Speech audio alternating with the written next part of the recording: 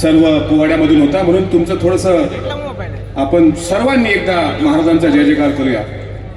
क्षत्रिय कुलावतांस सिंहासनाधीश्वर महाराजाधिराज श्रीमान महाराज श्री शिवछत्रपती शिवाजी महाराज की, छत्रपती संभाजी महाराज की. सर्वप्रथम राष्ट्रमाता राजमाता मासाहेब जिजाऊस अभिवादन. स्वराज्याचे संस्थापक विश्ववंद्य छत्रपती शिवाजी महाराज, स्वराज्याचे वारसदार शिवपुत्र छत्रपती शंभूराजे, क्रांती सूर्य महात्मा ज्योतिराव फुले, क्रांती ज्योती सावित्रीबाई फुले, आरक्षणाचे जनक राजर्षी छत्रपती शाहू महाराज, भारतीय राज्यघटनेचे शिल्पकार महामानव विश्वरत्न डॉक्टर बाबासाहेब आंबेडकर, साहित्यरत्न अण्णाभाऊ साठे, आद्य क्रांतीवीर उमाजी नाईक, पुण्यश्लोक राजमाता राष्ट्रमाता अहिल्याबाई होळकर, महात्मा बसवण्णा व ज्यांनी ज्यांनी मानव समाजाच्या हिताकरता उन्नतीकरता सर्वांगीण विकासाकरता आपल्या जीवनाचे श्वास वेचले त्या तमाम महामानवांना बारामतीकरांच्या जोरदार टाळांच्या गजरात मी सर्वप्रथम या ठिकाणी अभिवादन करतो. आज राष्ट्रवादी काँग्रेस पक्षाचे राष्ट्रीय अध्यक्ष, पुरोगामी महाराष्ट्राचं आश्वासक नेतृत्व, महाराष्ट्र राज्याचे महायुतीमधील दुसऱ्यांदा अर्थमंत्री झालेले आणि महाराष्ट्र राज्याचा मार्च महिन्यामध्ये 11व्यांदा अर्थसंकल्प मांडणारे तुमच्या आमच्या सर्वांचे लाडके आदरणीय नामदार अजितदादा पवार साहेब यांच्या विजयी सभेच्या निमित्तानं उपस्थित असलेले मंचावरील सर्व सन्माननीय सदस्य, उपस्थित असलेले बारामती आणि महाराष्ट्राच्या कानाकोपऱ्यातून ज्यांना शक्य होतं ते आलेले सर्व सन्माननीय मतदार बांधव, बारामतीच्या भूमीतून ज्यांनी दादांना भरभरून आशीर्वाद दिला त्या आमच्या बहिणी, उपस्थित सर्व तरुण मित्रमंडळी आणि समोर असलेल्या माझ्या पत्रकार भावांनो, कालच पत्रकार भावांना प्रश्न होतात नागपूरच्या अधिवेशनामध्ये की महाराष्ट्राच्या मंत्रिमंडळाचा विस्तार कधी होणार. तो विस्तार झाला, नंतर प्रश्न पडला खातेवाटप कधी होणार. तो खातेवाटपही झाला. आता प्रश्न पडलाय पालकमंत्री कधी होणार. पत्रकार भावांचे प्रश्न रास्त आहेत, त्याला आम्ही उत्तर देऊच. पण आज ज्या सोहळ्याकरता मी आलोय, शारदा प्रांगणाचं हेच ते ऐतिहासिक स्थळ आहे जिथं आदरणीय किरणदादा गुजर यांनी मला अनेक वर्षांपूर्वी शारदा व्याख्यानमालेमध्ये मला बोलावलं, संभाजी महाराजांचं चरित्र मांडायला सांगितलं. ते आदरणीय अजितदादांनी ऐकलं. 3 महिन्यानंतर अजितदादांचा निरोप आला, तू राष्ट्रवादी काँग्रेस पक्षामध्ये काम करू शकतो का. मी म्हटलं दादा, तुमच्या हाताखाली काम करण्याचं सौभाग्य जर मिळत असेल तर यापेक्षा दुसरा महाराष्ट्रात मला कुठलाही पुरस्कार असू शकत नाही. दादांच्या एका आदेशाचा स्वीकार केला. ज्यावेळेस शारदा प्रांगणात सुरुवात केली त्यावेळेस मी व्याख्याता होतो. नंतर दादा उपमुख्यमंत्री झाले त्याही वेळेस व्याख्याता होतो. आणि आज मी आपल्या समोर महाराष्ट्र विधिमंडळाचा सदस्य म्हणजे विधान परिषदेचा आमदार म्हणून आलोय. ते या पुण्यभूमीचे उपकार मी कधी विसरू शकत नाहीत आणि माझ्यासाठी हा सुवर्ण क्षण आहे. थोड्याच वेळात आपण ज्यांना ऐकण्यासाठी जमलात त्या आदरणीय दादा आणि आदरणीय सुनेत्राताई, आदरणीय पार्थ दादा आणि सर्व सहकारी या ठिकाणी येणार आहेत. खरं तर माझ्या समोर एका बॉलमध्ये शेवटची मॅच जिंकायला जसे 5 रन लागतात. मी दादांना विनंती केली की तुम्ही येण्याच्या पूर्वीच मी भाषण करून देतो, नाहीतर मग किरण दादा म्हणतात 5च मिनिटात बोला, तर शक्य होत नाही. जरा बोललं पाहिजे. अनेक लोक आता काय हा काळ बारामतीच्या लोकसभेच्या निकालानंतरच्या विधानसभेच्या निवडणुका आणि त्यानंतर आता महाराष्ट्रामध्ये अजितदादांचं सिद्ध झालेलं नेतृत्व हा फार मोठा काळ बारामतीकरांनी बघितलाय. बारामतीतल्या प्रत्येक माणसांनी दादा आपले कुटुंब प्रमुख म्हणून दादांना त्या ठिकाणी भरभरून आशीर्वाद दिला. म्हणून तुमच्या सर्वांच्या आशीर्वादावर आज आपले दादा महाराष्ट्राचे अर्थमंत्री झाले. आपलं प्रत्येकाचं स्वप्न होतं ते महाराष्ट्राचे मुख्यमंत्री झाले पाहिजे. पण 2-3 दिवसांपूर्वी सभागृहामध्ये राज्याचे मुख्यमंत्री दस्तूरखुद्द देवेंद्रजी फडणवीस साहेबांनी सांगितलं की दादा तुम्ही पुढच्या वेळेस मुख्यमंत्री होणार. हे माझं वाक्य नाही आहे, हे देवेंद्रजींचं वाक्य आहे. त्यामुळे आपल्याला सर्वांना दादांना मुख्यमंत्री पदावर पाहायचं आहे की नाही? तुम्ही आज बोलायचं नाही असं ठरवलंय का? बरं, मी काही नवीन नाही माणूस. मला सांगा, आम्ही तिकडचे विदर्भामधले खारपान पट्ट्यातले शेतकरी, बारामतीमध्ये तुम्ही ऊस उत्पादक शेतकरी, दूध उत्पादक शेतकरी, अनेक माझे डोरलेवाडीचे पिंटू काळकुटे मला भेटून गेले. ते म्हणले मी धारा काढून येतोच. म्हणजे असे व्यस्त असलेले शेतकरी. आणि विदर्भातून मी इथे आलोय, ते कशा करता आलो असेल की तुमच्या आनंदाच्या क्षणात मला सुद्धा सहभागी होता यावं. मी माझ्या नेत्याकरता फार काही करू शकेल इतका मोठा नाही, पण माझ्याकडे जे काही माझ्या वाणीतून मला 2 शब्द त्या नेत्याबद्दल थोडेसे काय तुमच्या आनंदात सहभागी होता आलं तर मला फार आनंद वाटेल. म्हणून तुमच्या आनंदाच्या क्षणात मी सहभागी व्हायला आलो. तुम्ही फक्त माझ्याशी बोलावं एवढी माझी विनंती आहे. तुम्हाला वाटते का नाही महाराष्ट्राचं नेतृत्व पुढील काळात दादांनी केलं पाहिजे? असं किती लोकांना वाटते? हातवर. काही लोकांना अजूनही का नसेल वाटत? बरं, काय कमी काय आहे आपल्या नेत्यात? बोलत जा तुम्ही. मैं इसलिए जिंदा हूं क्योंकि मैं बोल रहा हूं. मुझे पता है गूंगों का कोई इतिहास नहीं लिख सकता. पाठीमागच्यांना विचारतो ना मी, माझं लक्ष असतं. चींटी के पग में घुंघरू बाजे वो भी खुदा सुनता है. स्टेजवर बसलेल्या किती लोकांना वाटते दादांनी महाराष्ट्राचं मुख्यमंत्री व्हावं? असं हातवर करावं.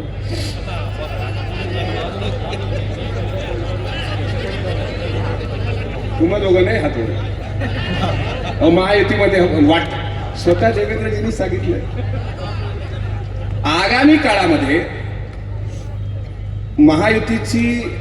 आमची महायुतीला खरोखर महायुतीचं आम्ही स्वागतच करतो. सर्वांना वाटतं. तुम्ही हात खाली ठेवले असतील तरी तुम्हालाही मनातून तेच वाटतं. पण एक लक्षात घ्या, महाराष्ट्रामध्ये शिव, शाहू, फुले, आंबेडकरांचा, वारकरी संप्रदायाचा विचार जर कोणी कृतीत उतरवणारा नेता असेल तर तो आपले फक्त दादा आहे. ही काळ्या दगडावरची पांढरी रेख आहे. तुकोबाचा अभंग आहे, विष्णुमय जग वैष्णवाचा धर्म, भेदा भेद भ्रम अमंगळ, कुण्याही जीवाचा न घडो मत्सर, वर्म सर्वेश्वर पूजनाचे.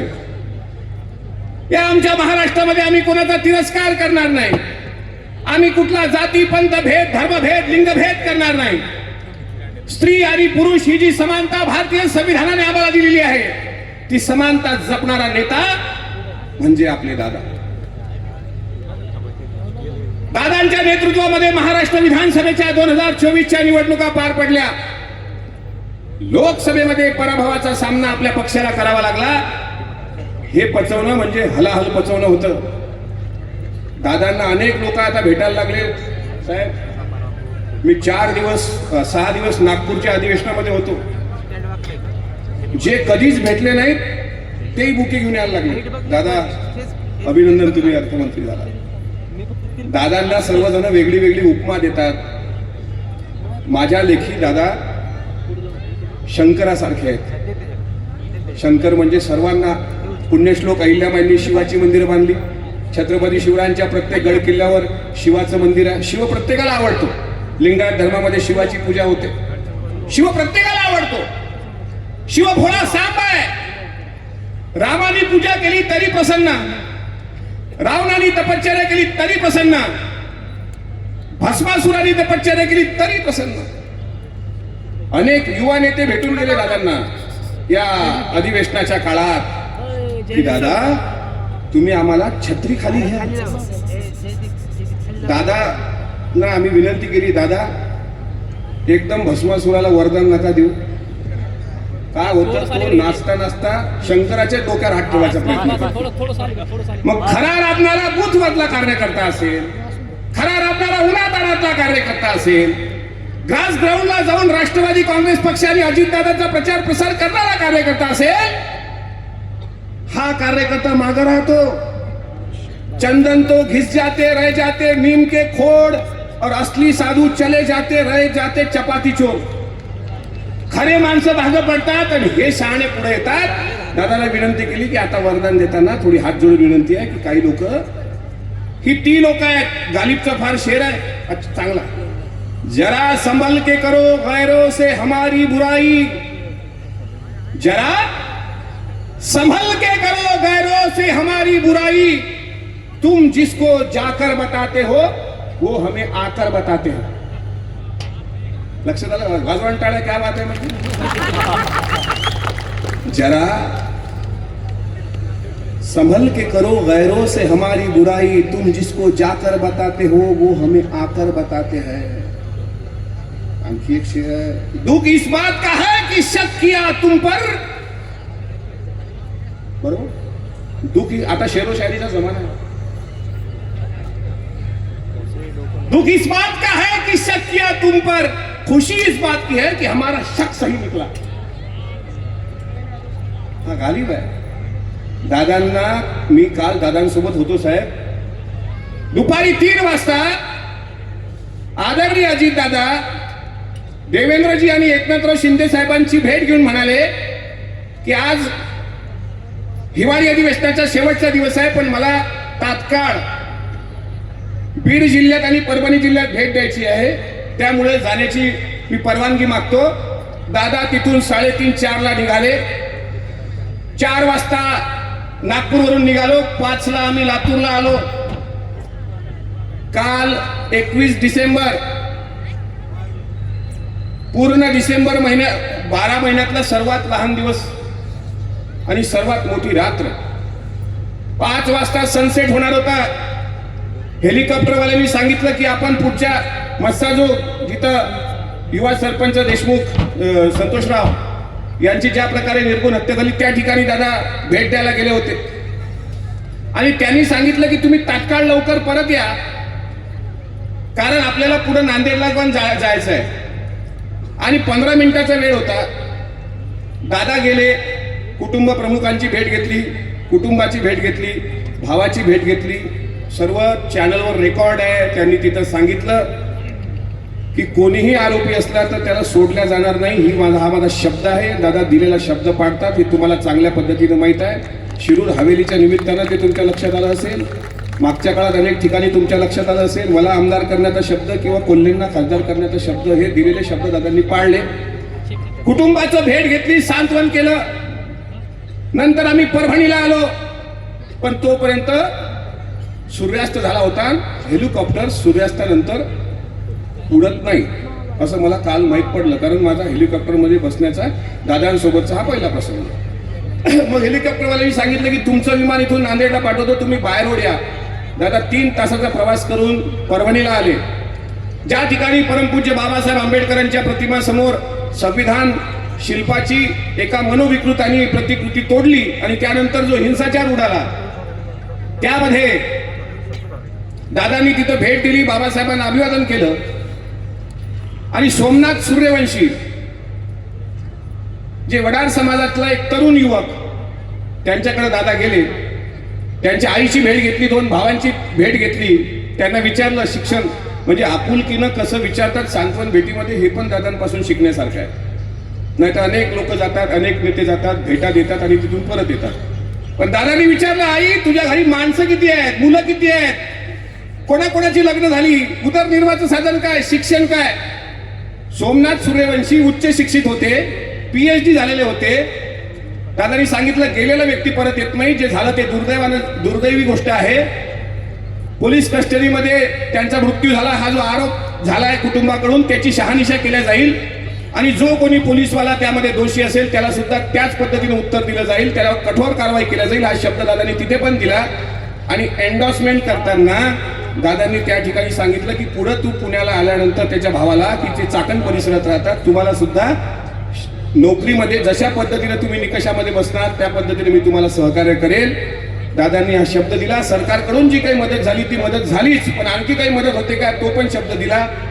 पुढे दलित पॅन्थरचे ज्येष्ठ नेते त्यांचं सुद्धा त्या ठिकाणी दुर्दैवी निधन झालं. त्यांना सुद्धा दादांनी श्रद्धांजली वाहिली, त्यांच्या मुलाबाळांची भेट घेतली, सांगितलं अजिबात काळजी करू नका. आणि अशा प्रकारे माझी मीडियातील सर्व माझ्या पत्रकार भावांना विनंती आहे, मस्साजोग मधल्या कालच्या घटनेनंतर ज्या बातम्या तुम्ही चालवल्या, मला असं वाटतं त्या बातम्याची एकदा शहानिशा करा. दादांनी कुटुंबाला व्यवस्थित भेट देऊन त्यांचं सांत्वन केलेलं आहे. चुकीच्या बातम्या कृपा करून चालू नये अशी माझी तुम्हाला विनंती आहे.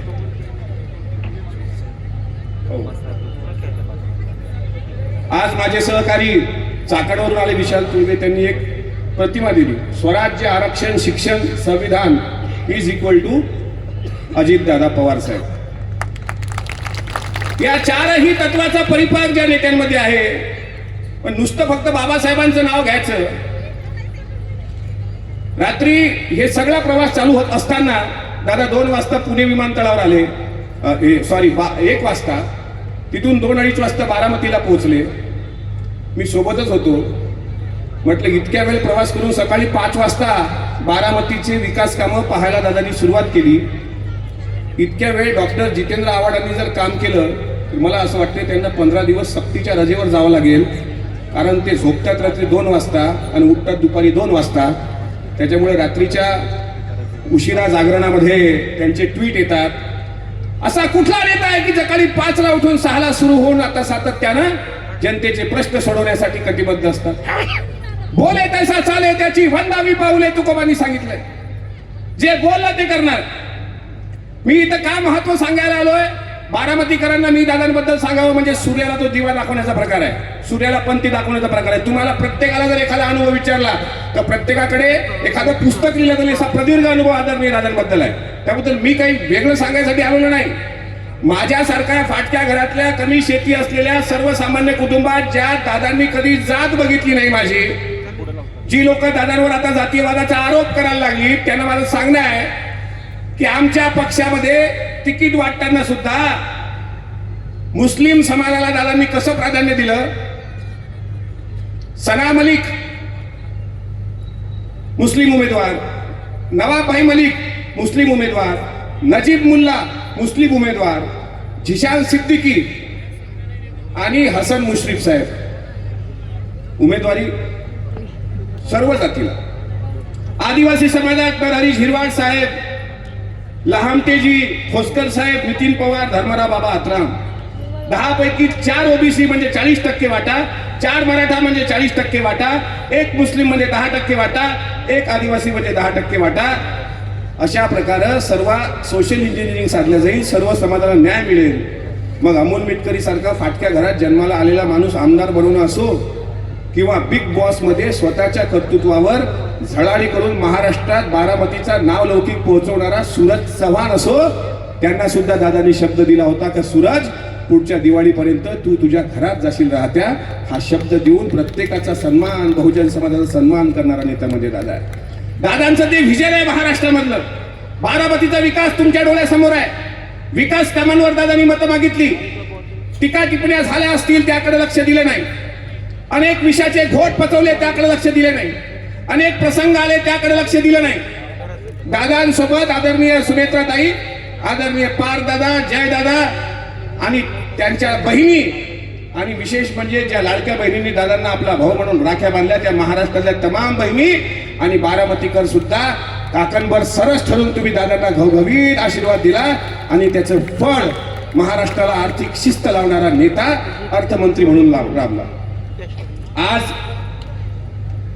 मला सांगताना अत्यंत आनंद होतोय. महिलांना सुद्धा पुढच्या 2029ला जास्तीत जास्त महिला उमेदवार विधानसभेमध्ये असतील. त्यामुळे महिलांना सुद्धा पुढे कसं आणावं. सोलापूरमध्ये एकमेव तिकीट राष्ट्रवादी काँग्रेस पक्षाकडून मिनलताई साठे या आमच्या महिला भगिनींना दिल्या गेल्या. सुलभाताई खोडके अमरावतीमध्ये निवडून आल्या, सरोजताई अहिरे देवळालीमधून निवडून आल्या, सना मलिक अणुशक्ती नगरमधून निवडून आल्या आणि अदिती तटकरे ज्या काल महिला राज्य मंत्री झाल्या, महिला मंत्री महिला व बाल कल्याण, त्या सुद्धा महिला म्हणून, युवक म्हणून, युवती म्हणून सर्वांना. आणि अलीकडे कोणी दादांनी अन्याय केला. कसला अन्याय? सगळे तळागाळातले कष्टकरी, गोरगरीब, श्रमकरी सर्व लोक दादांसोबत नेहमी सोबत राहिले. पण बारामतीचा विकास आज आम्ही बघतोय. रविवारचा दिवस आहे. हॅपी स्ट्रीट बघितला आम्ही बारामती मधला. बारामतीत एकदा आलं की असं वाटतं आताच ब्रह्मदेवांकडे बुकिंग करावी का पुढचा जन्म इकडे दे. बारामतीमध्ये काय नटलेली, सजलेली आणि डेव्हलपमेंटनी नगर परिषदची तुमची बिल्डिंग पाहून आम्हाला आमच्या कलेक्टर बिल्डिंगला पाहून असं वाटतं की एकदा तिकडच्या लोकांना आणावं. बघा नगर परिषदची बिल्डिंग बारामतीची कशी आहे, बारामतीचे रस्ते कसे आहेत, बारामतीचं डेव्हलपमेंट कसं आहे. प्रत्येकाला वाटतं की आपलं शहर बारामती सारखं झालं पाहिजे. काल मी दौऱ्यामध्ये असताना अनेक लोकांनी म्हटलं, दादा तुम्ही पुणे जिल्ह्याचे पालकमंत्री, नुसते पुणे जिल्ह्याचेच पालकमंत्री होऊ नका. जर होत असाल तर परभणी जिल्ह्याचे पण व्हा, बीड जिल्ह्याचे पण व्हा, अमरावती जिल्ह्याचे पण व्हा. प्रत्येकाला वाटतं की दादा जर जिल्ह्याचे पालकमंत्री झाले तर अधिकाऱ्यांवर सुद्धा, प्रशासनावर जबरदस्त पकड निर्माण होऊ शकतं. आणि दादा उठा, मला एक तरी असा दाखवा की दादा उठण्याच्या अगोदर उठतो, दादा झोपल्यावर झोपतो. एकही नाही. त्याच्यामुळे आमच्या नेत्यांबद्दल आमच्या मनात ती भावना असली पाहिजे. इथं माझे भारतीय जनता पार्टीचे सहकारी आहेत. साहेब विचार, माझा एक प्रश्न आहे. तुमच्या पक्षामध्ये कालिदास कोळंबकर नावाचे आमदार आहेत. 9 वेळा कोळंबकर साहेब निवडून आले. किती वेळा? 9 वेळा. माजी वनमंत्री सुधीर भाऊ मुनगंटीवार आहेत, 5 ते 6 वेळा निवडून आले. पण तरी सुद्धा तुमच्या पक्षात एक शिस्त आहे. त्यांना मंत्रिमंडळाची शपथ नव्हती. ते काय कुठे नाराज झाले? दुसरा, आपण एकनाथराव शिंदे साहेबांच्या पक्षाकडे जाऊ. मागच्या काळात तानाजी सावंत आरोग्य मंत्री होते, अब्दुल सत्तार मंत्री होते, त्याच्यानंतर आणखी बरेच लोक त्यात मंत्री होते. त्यांनाही मंत्रिमंडळात स्थान भेटलं नाही. ते कोणी नाराज झालं काय? कोणीतरी जोडे मारले, कोणीतरी. मी जरा बोलत असेल, कोणाला वाईट वाटत असेल तर वाटू द्या भावांना.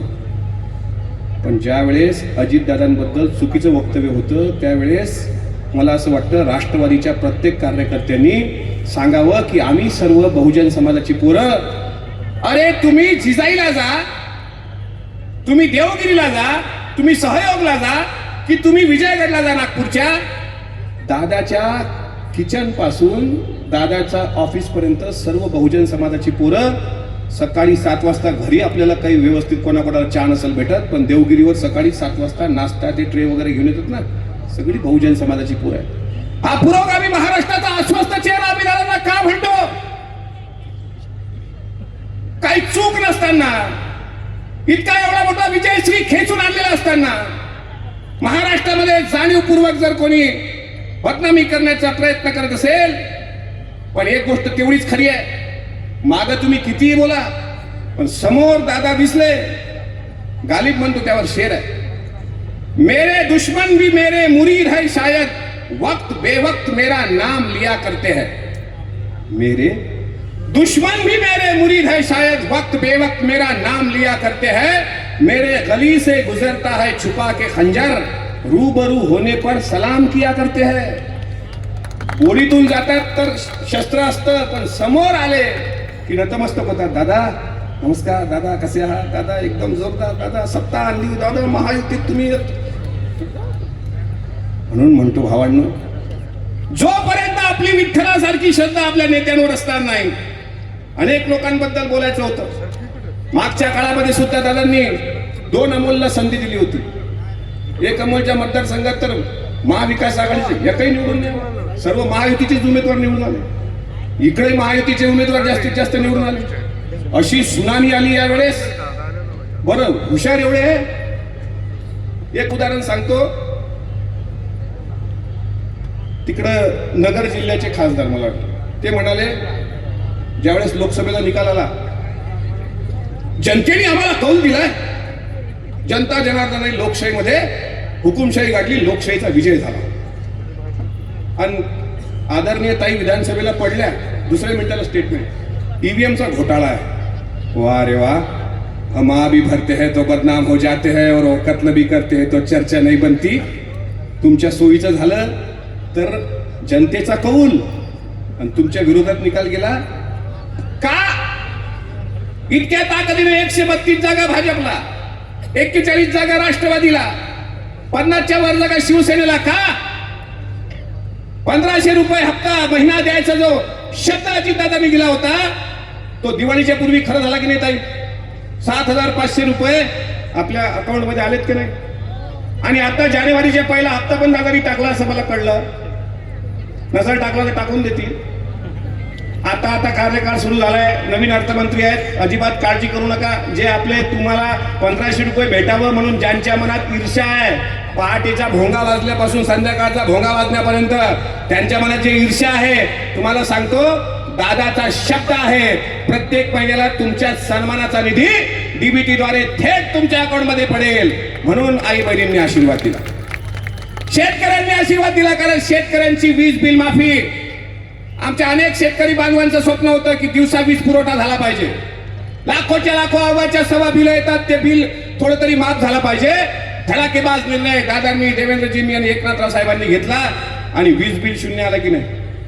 मग अंगणवाडी सेविकेचं मानधन, सरपंचांचं मानधन, त्यानंतर ग्रामसेवकाचं मानधन, कोतवालाचं मानधन, लाडक्या बहिणीचे आशीर्वाद, आणि म्हणून वन साइड महायुती सत्तेमध्ये आली. आता 4.5 वर्ष लोकसभा नाही आहेत आणि 5 वर्ष विधानसभा नाही आहेत. आता बारामतीचा विकास रॉकेट कसं असतं, रॉकेट तसा विकासाचा आता गतीचं काम दादांनी सुरू केलंय. दादा महाराष्ट्रात तो नेता आहे. छत्रपती शिवाजी महाराजांचा पुतळा त्या ठिकाणी मालवणमध्ये दुर्घटना झाली, पहिल्या मिनिटाला समोर जाऊन माफी मागितली की ठीक आहे, आमची चूक झाली, आम्हाला माफ करा.